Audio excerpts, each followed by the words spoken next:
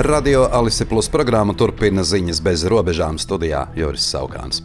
Amerikas Savienoto Valstu Kongresa apakšpalātā iesniegts likumprojekts par Grenlandes aneksiju. To sagatavojas pārstāvju palātas loceklis republikānis Rendijs Fains. Platformā X viņš raksta, likumprojekts ļauj prezidentam meklēt Grenlandes aneksijai nepieciešamos līdzekļus, mūsu pretinieki cenšas nostiprināties Arktikā un mēs to nedrīkstam pieļaut. Vai pārstāvju palāta izskatīs šo likumprojektu pagaidām nav zināms, Grenlandes valdība vakar paziņoja, ka tā nekādos apstākļos nevar piekrist tam, ka ASV pārņem Grenlandi. Irānā jau nogalināti vismaz 648 protestētāji drošības spēkiem apspiežot protestus. Par to paziņoja Norvēģijā bāzētā Iran Human Rights, brīdinot, ka patiesais upuru skaits varētu būt daudz lielāks. Organizācija norāda, ka saskaņā ar dažām aplēsēm iespējams ir nogalināti vairāk nekā 6000 cilvēku, taču brīdina, ka gandrīz 4 dienas ilgais interneta atslēgums apgrūtina šo ziņojumu neatkarīgu pārbaudi. Irānas islāma revolūcijā pirms 47 gadiem gāstā šaha vecākais dēls, ASV dzīvojošais Reza Pahlavī, aicina ASV steidzami rīkoties Irānā notiekošo masu protestu laikā, jo agrīna ASV iejaukšanās varētu ierobežot upuru skaitu un pātrināt tagadējās Irānas vadības krišanu. Aģentūra Bloomberg raksta, ka Irāna Krievijai piegādājusi balistiskās raķetes un zenīta raķetes par $2,7 miljardiem. Kopējais Teherānas militārās palīdzības apjoms Maskavai kopš 2021. gada jau pārsniedzis $4 miljardus. Anonīmā rietuma amatpersona, kas šo informāciju nodeva Bloomberg, apgalvo, ka tie nav galīgie skaitļi, jo gaidāmas jaunas Irānas ieroču piegādes Krievijai. Vakar, 12. janvārī, bija Krievijas pret Ukrainu izvērstā kara 1419. diena.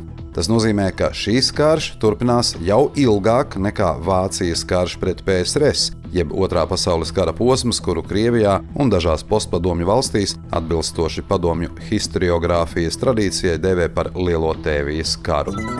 Valsts prezidents Edgars Rinkēvičs šodien Rīgas pilī tikās ar Jēkabpils novada pašvaldības priekšsēdētāju Raivi Ragaini. Pārrunāja gatavību iespējamiem plūdiem Daugavā, apsprieda Jēkabpils novada pašvaldības šā gada budžeta sagatavošanu un Sēlijas militārā poligona attīstību, kas daļēji atrodas Jēkabpils novada teritorijā.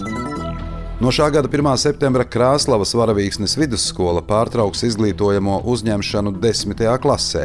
Tā pakāpeniski tiks pārveidota par pamatskolu, tā paredz novada domes lēmums. No 2028. gada 1. septembra skola turpinās darbību kā pamatskola, attiecīgi arī iestādes nosaukums tiks mainīts uz Krāslavas Varavīksnes pamatskola. Rēzeknes novada pašvaldība plāno vasarā likvidēt Feimaņu pamatskolu. Novada domes sēdei sagatavots attiecīgs lēmuma projekts. Saeimas valsts pārvaldes un pašvaldības komisija šodien otrajam lasījumam skatīja priekšlikumus kapsētu likumam. Viens no tiem paredz, ka mirušo tuvinieku pelnus varētu ļaut izkaisīt kapsētās. Sākotnēji bija plānots noteikt, ka mirušo pelni jāapglabā. Tagad iecerēts noteikt, ka kapsētā būs iespējama mirušā vai urnas apglabāšana, kā arī mirušā pelnu izkaisīšana tam paredzētās vietās. Daugavpils pievaķēžu ražotāja akciju sabiedrība Diton pievaķēžu rūpnīca pasludināta par maksātnespējīgu.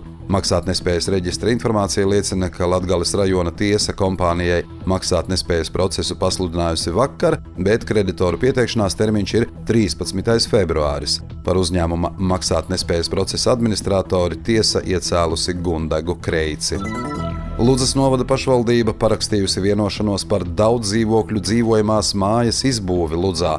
Projekts ir īpaši nozīmīgs un izaicinošs, jo neatkarības gados pašvaldībā nav izbūvēta neviena jauna daudzdzīvokļu ēka. Tā lasāms pašvaldības interneta vietnē. Projekta kopējās izmaksas sastāda $4,5 miljonus, no tiem Eiropas rekonstrukcijas un attīstības fonda finansējums virs $3 miljoniem. Studijā bija Juris Saukāns, par ziņu bez robežām satura atbildesijā Alise Plus, projektu finansē Mediju atbalsta fonds no Latvijas valsts budžeta līdzekļiem.